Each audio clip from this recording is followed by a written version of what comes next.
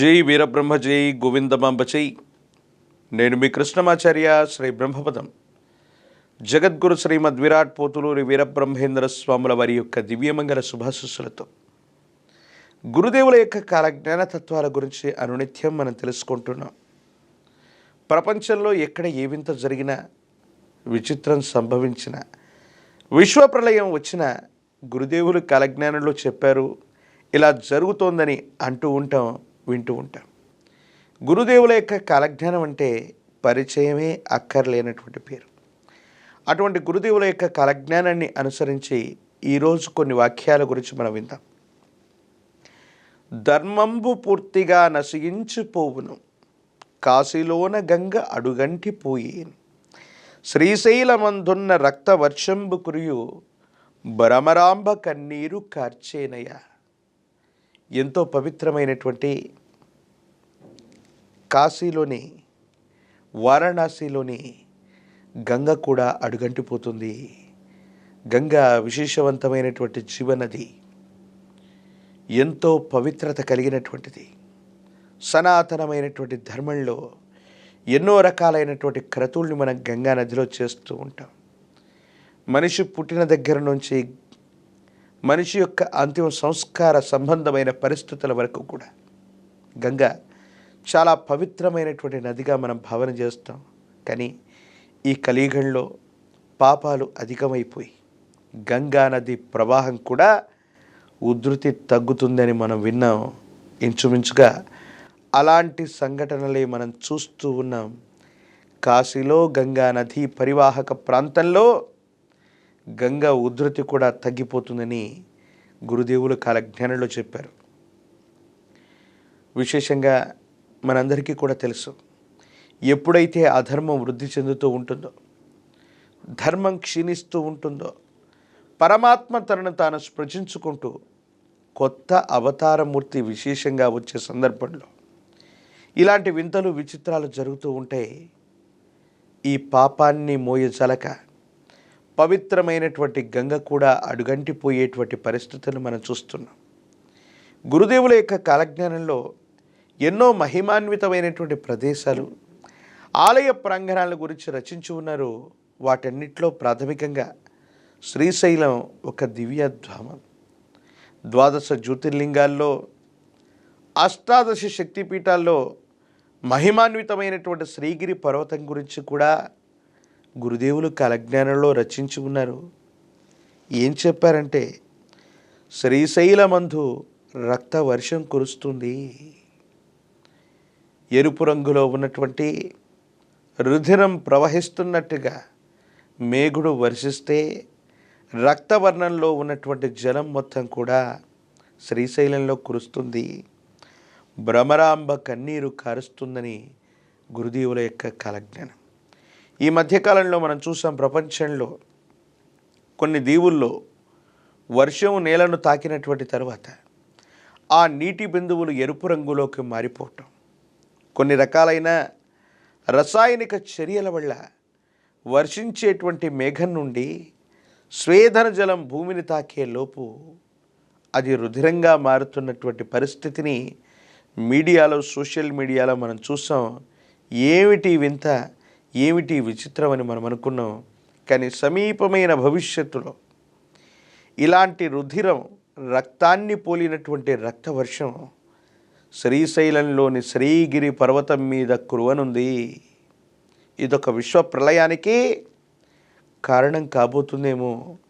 ప్రపంచంలో జరిగే ప్రతి వింత, ప్రతి విచిత్రం కూడా సమీపమైన భవిష్యత్తులో జరగబోయేటువంటి ఒక దృగ్విషయానికి కారణం కాబోతుందేమో. శ్రీగిరి పర్వతం మీద కురవబోయేటువంటి విశేషవంతమైనటువంటి ఈ రక్త వర్షాన్ని చూసి భ్రమరాంబిక అమ్మవారు కన్నీరు కారుస్తుంది. అమ్మవారి యొక్క మూల విరాట్టు నుండి విశేషవంతమైనటువంటి కంటి నీటిని మనం చూస్తాము.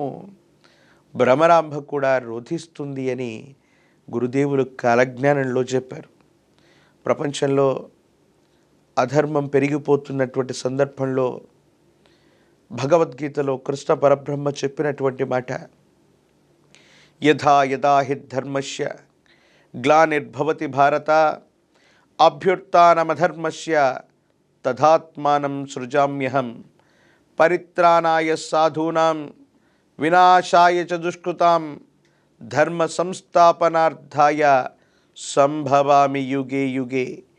ఎప్పుడైతే అధర్మం వృద్ధి చెందుతూ ఉంటుందో, ధర్మం క్షీణిస్తూ ఉంటుందో, పరమాత్మ తనను తాను స్పృజించుకుంటూ కొత్త అవతార విశేషంగా రాబోయే సందర్భానికి ఇది ఆగమనం కాబోతుందేమో.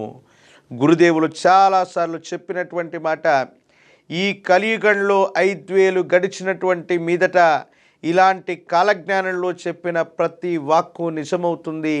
ఈ రుధిర వర్షం, విశేషవంతమైన రక్త వర్షం శ్రీశైల ప్రాంగణంలో ఎప్పుడైతే కురుస్తుందో భ్రమరాంబ అమ్మవారు కన్నీటిని కూడా కారుస్తుంది. అదే సందర్భంలో పవిత్రమైనటువంటి వారణాసి కాశీనగరంలోని గంగ కూడా అడుగంటిపోతుంది. ఈ దృగ్విషయాన్ని ఎందుకు చెప్పారంటే, వీరభోగ వసంతరాయులుగా రాబోయే కలియుగ ప్రత్యక్ష అవతార మూర్తి విశేషంగా వీరబ్రహ్మేంద్ర స్వాముల వారి యొక్క ఆగమనానికి సిద్ధమయ్యింది. మళ్ళీ ధర్మాన్ని పునఃప్రతిష్ఠ చేయించటానికి, సజ్జనులందరినీ రక్షించడానికి, పాపాన్ని మోయలేక బోబో అంటున్నటువంటి భూమాతని సంరక్షించటానికి మహావిష్ణు అవతారం వీరభోగ వసంతుడి యొక్క రూపంలో వచ్చే ముందే ఇలాంటి విశేషవంతమైనటువంటి సంఘటనలన్నీ కూడా వారణాసి నగరంలోనూ, అలాగే ప్రముఖ పరమేశ్వరుడి యొక్క మరో పుణ్యక్షేత్రమైన శ్రీగిరి పర్వతం శ్రీశైలంలో కూడా జరుగుతాయని గురుదేవులు కాలజ్ఞానంలో చెప్పినటువంటి మాటని మనం వినొచ్చు.